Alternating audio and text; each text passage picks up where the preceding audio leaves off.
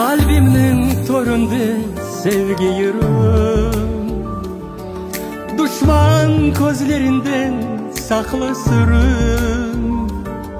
Ya dillerde yalgız hasretligin çekem, oylarımda seni Allah'a emanet edem. Ya dillerde yalgız hasretligin çekem, oylarımda seni Allah'a emanet edem.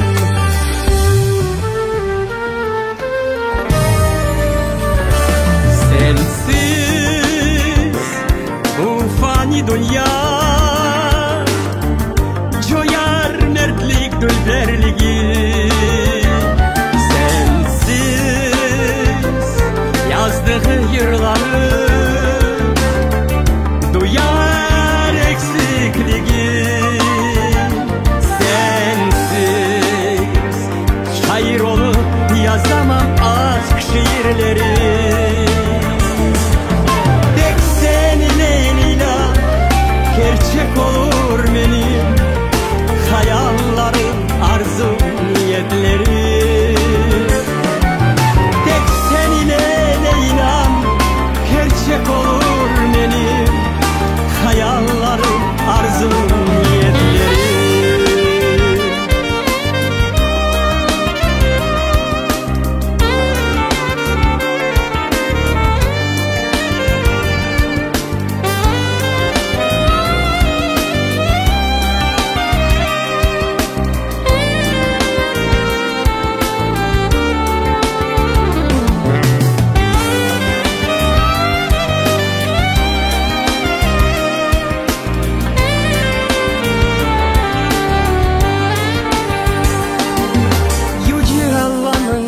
Baktlı kolusun, dünya baylığı tek senin için.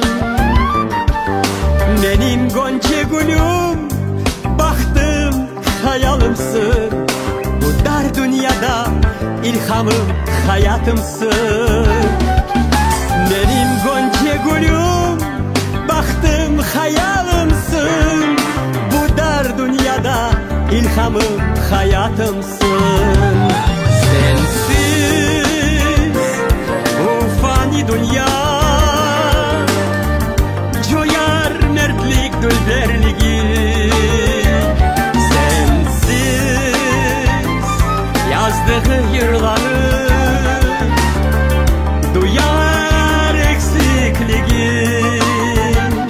Sensiz şair olup yazamam aşk şiirleri. Tek seninle inan gerçek olur benim hayallerim, arzum, niyetlerim. Tek seninle inan gerçek olur benim hayallerim, arzum, niyetlerim.